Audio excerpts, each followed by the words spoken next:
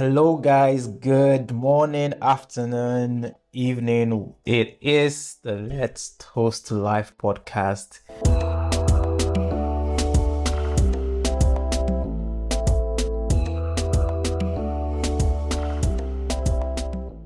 Welcome, everybody. Yeah, today we are talking about something that I believe everyone can relate with, and it is the fear of starting. For us, even starting this podcast, we had our journey thinking about when should we start? Should we actually start this? What would happen when we start? Would we be able to continue? Just so many fears. Absolutely. And for me, I have like a lot of things that I have started and stopped. So each time I want to start something, I carry the baggage of the past along with me. And that is what makes it even worse. The fact that I remember the things that I started and stopped. And then I'm like, this is why I should not even start, So this episode is very personal to me. And I hope that maybe there are other people who relate as well. So maybe along the line of having this conversation, we can see how best to navigate these challenges that we encounter, and get better at just doing things regardless. Absolutely. And I think that's going to be the focus of today's conversation. We're going to dig into this paralyzing fear of starting and where does it come from and how can we beat it, right? Because you really never get to achieve anything until you start. Yeah. But maybe before we start, and I want to ask you, what is one thing that you started and failed so woefully at that you said, you know what, I'm never trying this again? 9, this did not work out as I planned, so goodbye. Do you have something like that?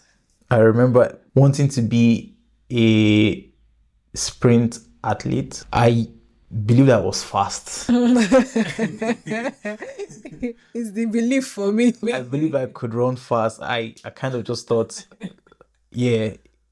speed is about strength, right? So I just thought if I could apply so much strength, I would be fast. And so in high school, we had these inter-house sports where you're already laughing. We had an inter-house sports where we have different, houses preparing for the games, and you get to do the heats, right? Where you run with different people and the fastest. And I learned my lesson in a very hard way. So I don't know why I already have a vivid picture, even though you've not even completed. filled woefully. So what happened? We were to run. So myself and of course my mates. It was a 100-meter dash, and a particular lady who was pretty fast, when compared to other ladies, girls were running at that time. So she wanted to join us. So it was like we were about like 5 guys, and then she came and she joined, said she wanted to compete with us. So I was like, come on. I mean, I know I can't be last because there's a girl here. There's a girl here who's going to run with me, and I know. What do you mean by that? I mean, running fast was a strength thing, and I'm stronger than the girl, right? So I started running, and I just realized that I was struggling not to be the last. And the very lady who I thought was going to be the last, I think she emerged maybe second or something. Oh my God. And I tried yet again, and I just knew that no, I couldn't make it with this running thing. So yeah, that's I gave up. That's very interesting. And I also have almost exactly the same experience in regards to sport. And mine is also running, right? Like when we're in school, I thought I was fast. I actually believed that I was fast, yeah. But on that particular day, myself and my friend, we were representing our house or our school color. And then there were other people from other school colors who were supposed to run. It was a 400, 4x4 relay race. Yeah. And then, or 4x1. I don't even remember. But what I know is that the moment we started the race, like in less than 3 seconds, I was on the floor because someone tripped me and I fell. And I was so embarrassed. I was so embarrassed that I pretended to pass out. So I stayed on the ground. 3 seconds. Like, You passed out already. like, and someone had to, people had to come carry me, what was left of my shame, and removed me from the pitch. And then they gave me glucose. But what I remember after was how my friends, or not friends, more like classmates, were laughing at me. And that made a mental picture in my head that I will never be good at this thing. So that was the last time that I ran. I never ran again. Also with sport, basketball, I remember when I was 15 or 16, we were playing basketball on the court and I tripped and I fell, so that was also the last time that I attempted basketball, like to see it as something that I could enjoy, and I think that failure, the thing with starting and failing is when you fail, it's kind of, oh, you will never be good at this thing. Why even try again? And that's the moment that you find yourself just letting go and be like, okay, this is not for me. Sure. But I feel like, especially in sports, imagine people like, I don't know, Kobe Bryant, Michael Jordan, these athletes, these sports people. I know that they would have probably failed so many times. But imagine that maybe the one time or the first time that they failed, they thought, okay, maybe this is not for me. We will not be hearing about them, talking about them, referencing them right now that as we are. Sure. So that's the thing that interests me about starting and failing and giving up afterward. Yeah, I think what you're saying is profound, and I think that's one of the forms of the fear of starting is the fear of failure. Yeah. And I think there's something that failure does to our psyche. It makes us, like you said, doubt ourselves, and it interprets an event to an identity. So it makes us to see failure as who we are rather than what happened. Right? Yeah. And that is one of the reasons why a lot of us, we are so scared to start something new or even start something that we have done before but we failed at, because we don't have like a training on failure, on how to handle failure, how to see failure, how to embrace failure, right? And so when we fail at something, we just feel we're not good enough, right? I don't have what it takes to achieve this thing. And because of that framing, we just don't want to continue, right?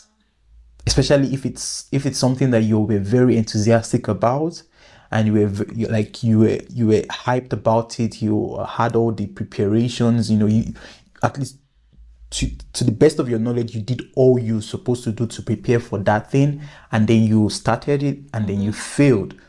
So you're like, if I put in all this effort to make this successful and I failed, then perhaps this is not for me. Yeah, but it's a fair point, don't you think? Because I've been there, and the worst thing that we want to do as human beings, to spend time, prepare for something, work so hard at something, and then in the end up failing at it. Like all the effort that you put in, and where's the result? The result is a disappointing failure. Yeah. And so that already makes it feel like, okay, at least I put in the effort. I have tried my best. So my question, I guess, to you is, because you mentioned that we have not been trained on how to deal with failure. Like, how can we distinguish between which endeavor or which activity is worth trying again and again and again, and where to actually draw the line and be like, okay, you know what? This I tried. I genuinely tried my best. I knocked on this door so many times, it didn't open for me. So I move on. Like, how do we know? Because I also kind of feel like maybe sometimes failure could be a sign. Yes. So it's just really knowing which one is which. Yeah. And I think I have a very vulnerable example of that. So those who are listening might not know, I studied medicine and I wanted to practice, or at least take the medical examination for medical practice in the UK, and it required that I took some exams, right? And I attempted English language exam, actually, like The IELTS, yes. But the medical one. Yes. I did it so many times, and I kept missing the targets with like 0.5. And after I went back and I thought about it, like, I don't think I've not given my best to this. I've studied, done all I could, but I still keep missing it. And that was just when, like, the light bulb just came, that, okay, do the other thing that you had in your mind, right? And that was essentially how I just transitioned into tech.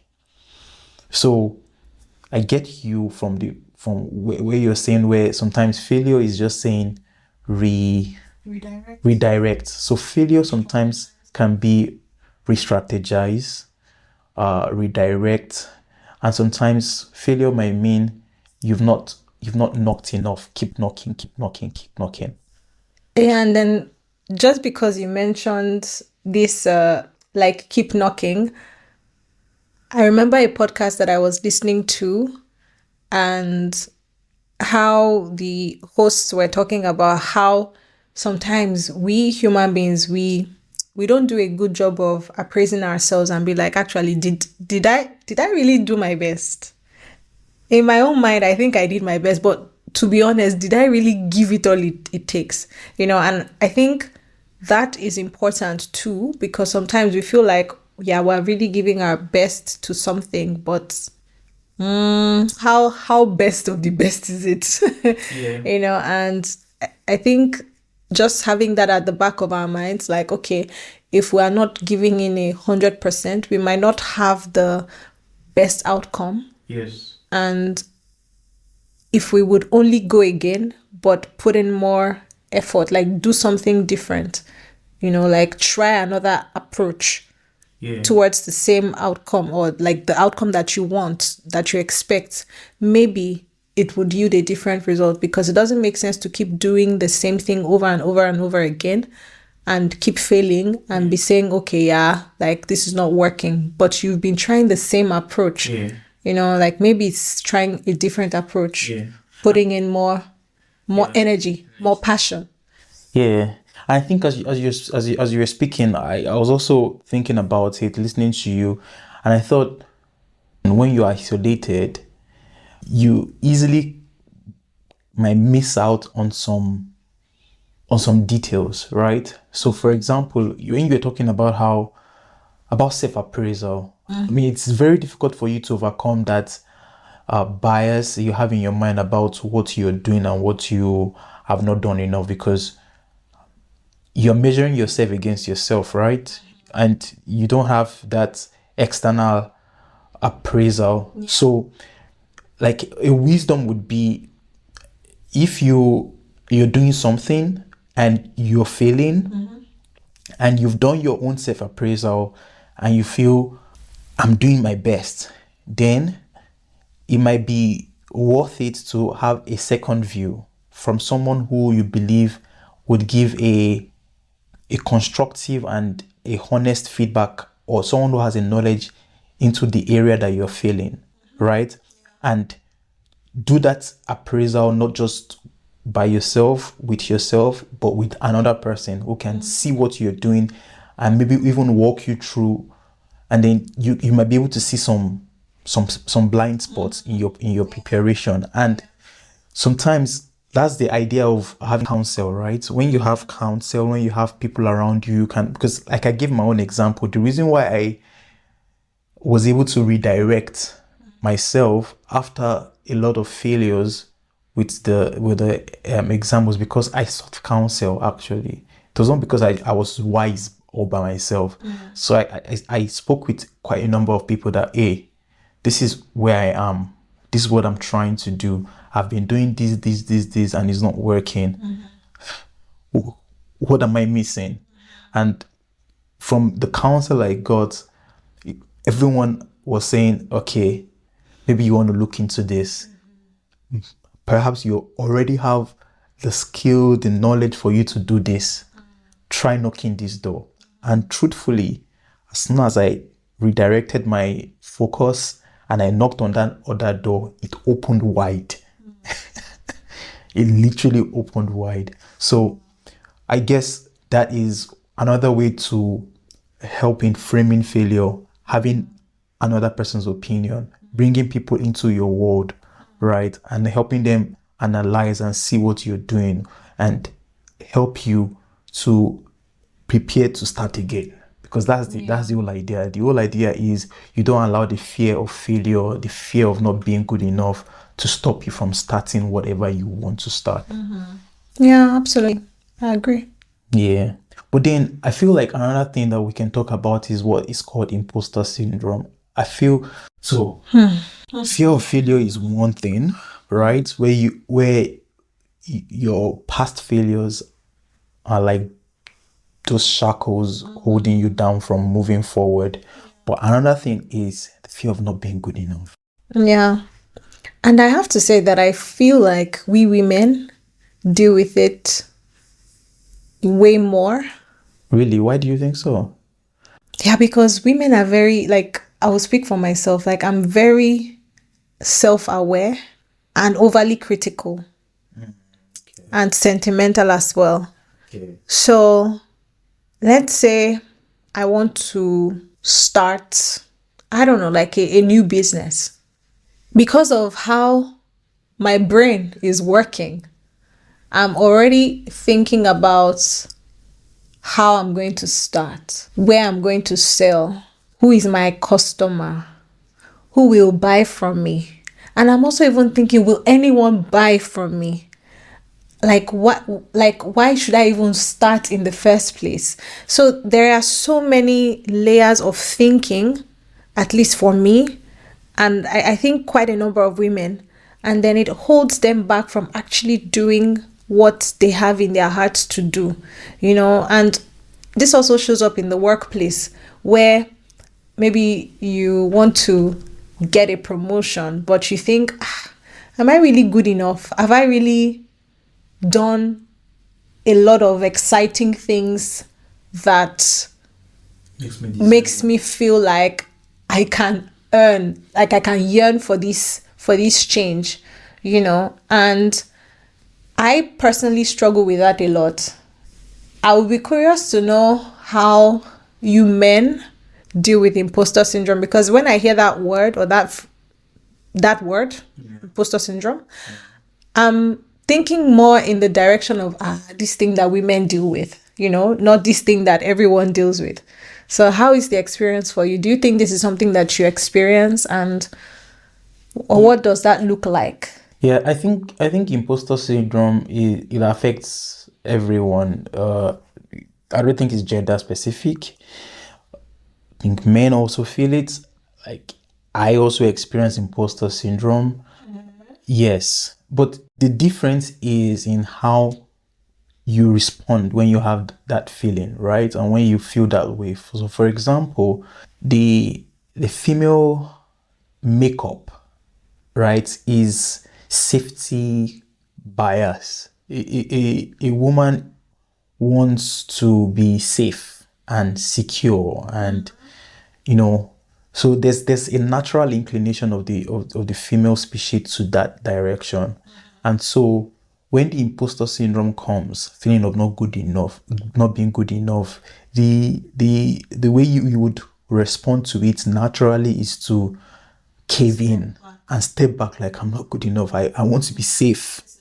This is not for me. But the male makeup, the way we are configured, is we are open to adventure, and there is courage that comes with it's not like women are not courageous, but an average male is more courageous than a female. Just being bold to face adversity. And that's why if you look at the evolution of man, men were the hunters, right? They were willing to face, to go out and to hunt and to face the wild animals, and to there's courage in the makeup. And so when a man feels the imposter syndrome, he has a higher proclivity to confront it with courage, even though he's feeling like he's not good enough, but he would come and appear like he's good enough. And I saw there's a very interesting picture I saw of how men see themselves and how women see themselves. So it's a very interesting. So it's like a woman who she's not fat, she's just good, right? Body size. Then she looks herself in the mirror, and what she's seeing is she's fat. Her cheeks are big, her hands are big, like she's not. But the way she looks in reality is that she's not that big. But then a guy, he goes to the gym, he has very skinny muscles, but then he flexes himself in front of the mirror, and what the guy is seeing Arnold Schwarzenegger. He's seen so you see how we see ourselves psychologically. So that also plays a role. There is this women are more in tune with reality, and then you guys, you men, you people are just like, you believe the best of yourselves, like you're literally inside of your heads. I'm like, can't you see? And you're like, no, I choose what I want to see, and what I want to see is what I want to see, So I think that's a very interesting dynamic. Yeah. But imposter syndrome is real, and I think that is definitely one thing that keeps us stuck from doing what we want to do, because we just feel like we're not good enough. But I think for me, how I try to overcome it is I try to remember things that I was scared of doing that I eventually did, and I did well. And so I just play those instances back to my mind, like, you remember, like, you were scared doing it the last time, but you did it anyways, and you did it well. Well, you can also do this one, right? And also this ties into our concept of failure. And even if you do this one and you fail, so what? Then pick yourself up and learn whatever you need to learn, right? Learn whatever you need to learn. And if you need to improve, if you need to re-strategize, if you need to reiterate your approach, whatever needs to be done, do it. But it's okay to fail. And I think there are more propellants of these ideologies right now, where they're like, fail fast, right? Where some CEOs are trying to encourage their employees that be adventurous, do it, fail and learn, right? Fail and learn, fail forward, fail, learn, improve, and go again. So yeah, true. And this concept of failing and moving on is just reminding me of this scripture.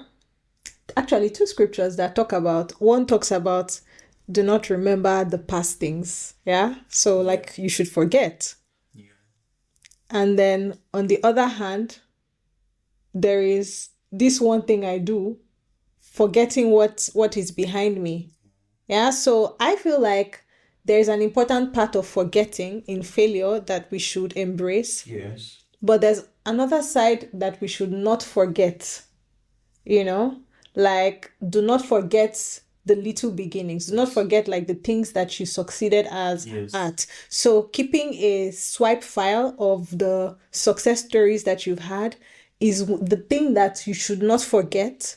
And then what you should forget is the failure, but do not forget the lessons. Yeah, like take the lessons, discard the failure, and move forward. So it's interesting how one word you can have the forgetfulness, but you can also have the not forgetfulness, and both around the same context.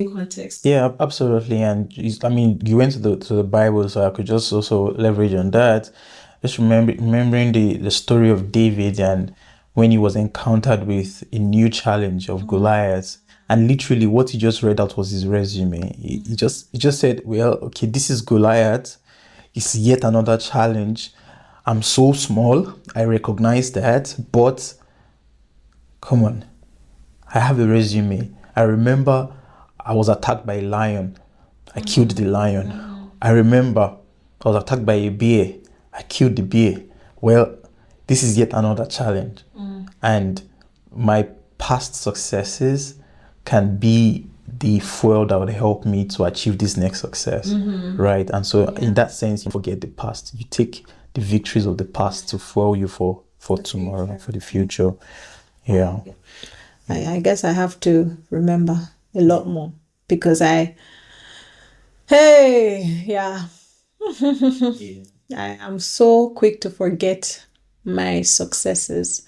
But I'm so thankful for community, actually, like people like you or my brothers who somehow find their ways to remind me of how something was once a mountain before me. Yes. And eventually I went through and I came out victorious. Yeah. So why do I think that I would not be able to succeed at this one? Yes. And it's always nice to have people remind you on days that are tough, because sometimes you can be very tough with yourself, whereas you just need to give a bit more grace.